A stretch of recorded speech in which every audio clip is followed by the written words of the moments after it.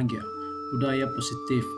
Koneksi antar materi modul 14 disusun oleh Agus Harapan Gea SPD, fasilitator Ibu Nuril Fitri, dan pengajar praktik Ibu Sati M. Pulu. 1. Hubungan antar materi modul 11, modul 12, modul 13, dan modul 14.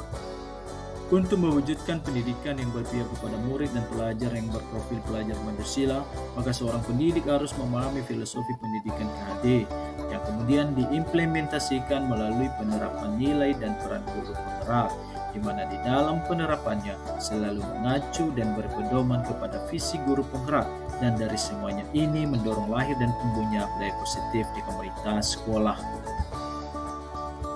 Kesimpulannya, untuk menumbuhkan disiplin positif, maka seorang pendidik harus mampu memahami bahwa disiplin positif adalah suatu pendekatan untuk menerapkan disiplin dari dalam diri anak tanpa hukuman dan hadiah.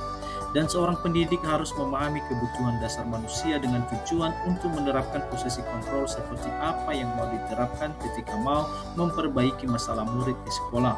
Dan untuk menumbuhkan disiplin positif di dalam diri anak, maka salah satu cara yang ditempuh adalah dengan menyusun keyakinan kelas, di mana di dalam menyusun keyakinan kelas, pendidik melibatkan murid di dalam penyusunannya, dan keyakinan kelas ini menjadi pangkal bertumbuhnya keyakinan sekolah, sehingga dengan adanya keyakinan kelas maka mempermudah langkah untuk memperbaiki masalah murid di sekolah dengan menerapkan pendekatan restitusi dengan pola segitiga restitusi.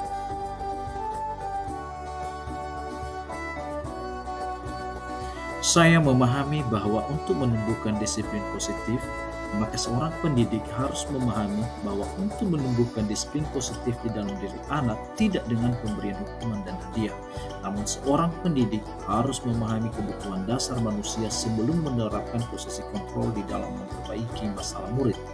Dan hal itu didasari dengan penyusunan keyakinan kelas dengan melibatkan murid di dalam proses penyusunannya, lalu kemudian menggunakan pendekatan restitusi dengan pola segitiga restitusi di dalam perbaikan masalah murid di sekolah, sehingga dengan angka ini maka terhindarkan penggunaan kekerasan baik fisik maupun verbal di dalam proses pendidikan di sekolah. Dengan mempelajari modul budaya positif ini, maka saya sebagai pendidik memahami bahwa ada banyak hal yang perlu diperbaiki dalam diri dan di sekolah saya. Misalnya penggunaan tata tertib kelas atau peraturan kelas diubah menjadi keyakinan kelas. Penerapan posisi kontrol yang selama ini dominan sebagai posisi penghukum dan posisi pembuat merasa bersalah diubah menjadi posisi manajer dengan pendekatan restitusi dengan pola segitiga restitusi. Dengan menerapkan konsep-konsep inti di dalam modul budaya positif ini, baik di kelas maupun di tingkat sekolah, maka terhindarkan pendidik dari kesalahpahaman di dalam memproses dan memperbaiki masalah murid, sehingga bermuara pada terhindanya penggunaan kekerasan fisik maupun verbal di dalam menangani masalah murid. Saya merasakan ketenangan dan kenyamanan di dalam menangani tingkah laku murid yang membuat masalah.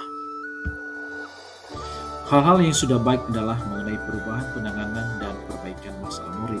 Yang dulunya guru sering berposisi sebagai posisi penghukum dan posisi pembuat merasa bersalah, sekarang berubah menjadi posisi manajer.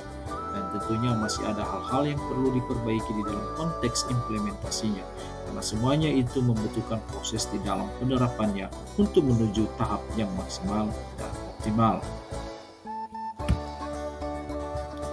Sebelumnya, saya sering menerapkan posisi penghukum dan posisi pembuat merasa bersalah.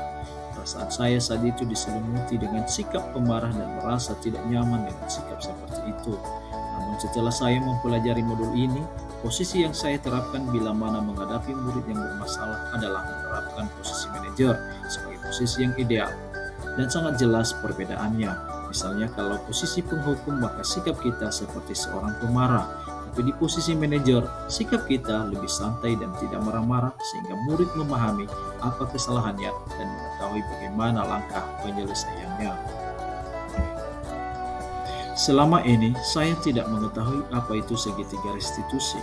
Namun setelah saya pelajari, sebenarnya terkadang juga saya menggunakan sebagian langkah-langkahnya, hanya saja tidak selengkap langkah yang semestinya. Saya terkadang menggunakan satu dari tiga tahapannya. Misalnya saya menggunakan tahap validasi tindakan yang salah, namun saya tidak menggunakan tahap menstabilkan identitas dan menanyakan keyakinan, dan atau sebaliknya.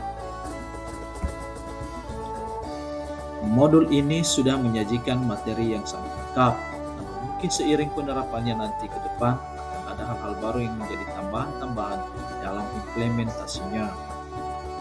Terima kasih, salam dan bahagia.